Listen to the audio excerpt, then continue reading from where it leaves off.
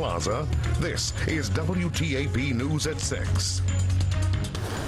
Friends of Scott Hickman and the late Kimberly Fulton took the stand today in Hickman's murder trial. Good evening and thank you for joining us. I'm Phyllis Smith.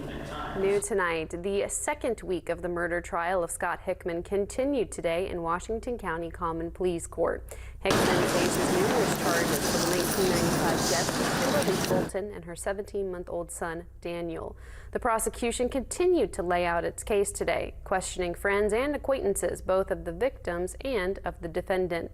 Several witnesses described how Hickman's behavior changed radically after the deaths of Kimberly and Daniel Fulton and the fire that destroyed their home. Witnesses said after the fire, Hickman lost a substantial amount of weight and became increasingly unstable and paranoid, making frequent confusing references to religion, God, and the devil.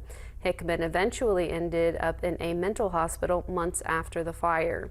Other witnesses questioned today included law enforcement officers involved in the initial investigation into the Fultons' deaths and a psychiatrist who provided insight into Hickman's mental health issues.